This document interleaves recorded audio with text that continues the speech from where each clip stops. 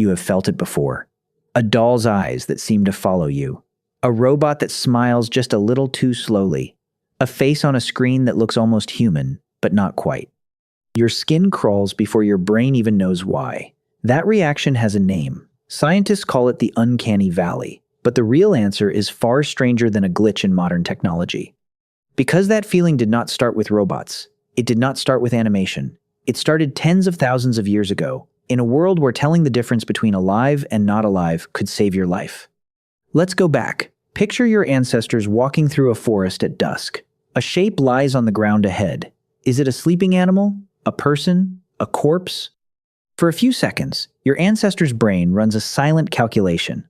This calculation is older than language. It is older than fire. It is one of the oldest jobs your brain ever had.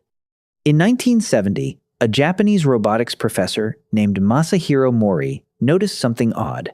He was studying how people respond to robots that looked more and more human.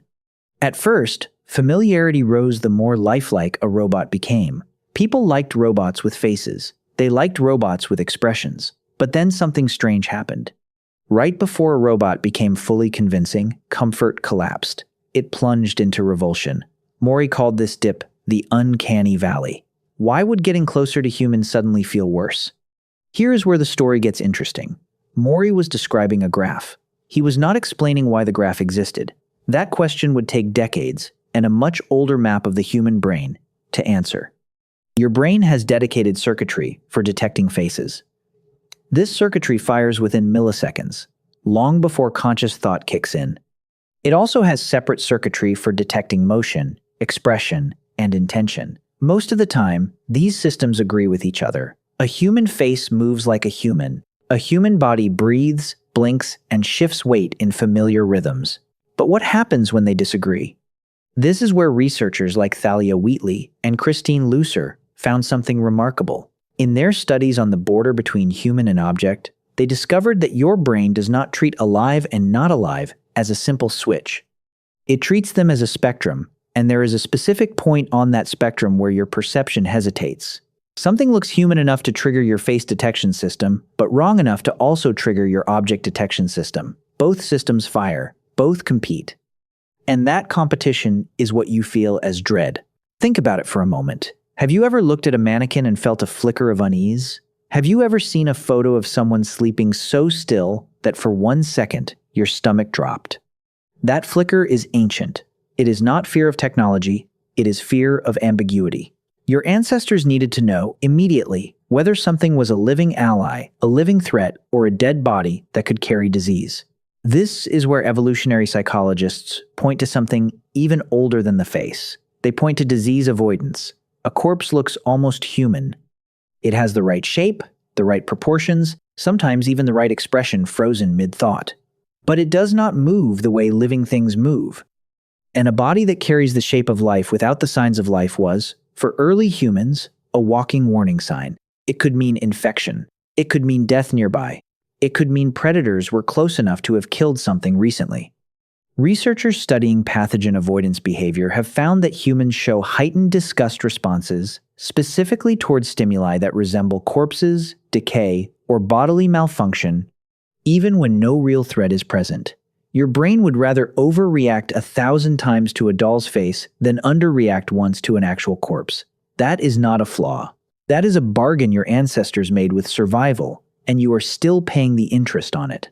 So when a robot's smile lags half a second behind its words, some ancient part of your brain does not think software error. It thinks something closer to wrongness, something closer to warning.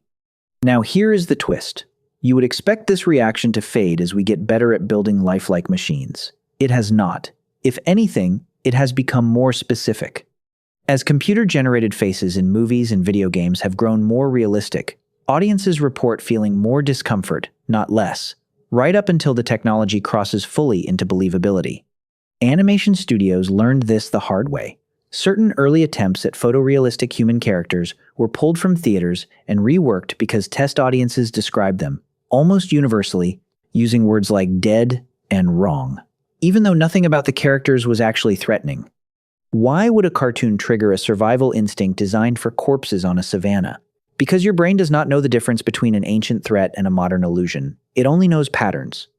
And the pattern of human shape, non-human motion, has meant danger for longer than civilization has existed. There is a modern mirror to all of this, and you have probably lived it without noticing. Think about video calls with bad lag. A friend's face freezes for a fraction of a second, then catches up. Something about that moment feels subtly disturbing, even though you know exactly what caused it. Think about deepfake videos, where the mouth moves almost perfectly, but the eyes blink at the wrong rhythm.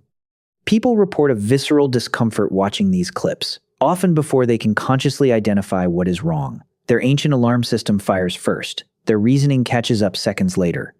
This is happening more and more, not less, as artificial intelligence generates faces, voices, and expressions at a staggering pace. Every year, the line between real and synthetic gets thinner. And every year, that ancient valley in your brain gets more chances to activate. Consider what this means. The Uncanny Valley is not a design flaw in robots. It is a design feature in you.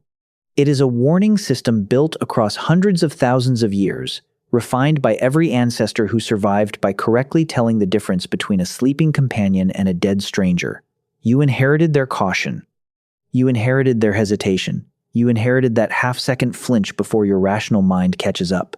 So the next time you feel that flicker of unease, looking at an animated face, or a video game character, or an AI-generated voice that sounds almost, but not quite, human, remember what you are actually feeling.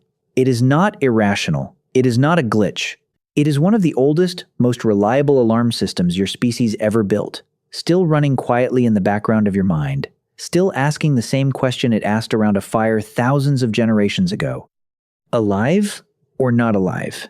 And somewhere deep in your nervous system, before you can even finish the thought, the answer has already started to arrive.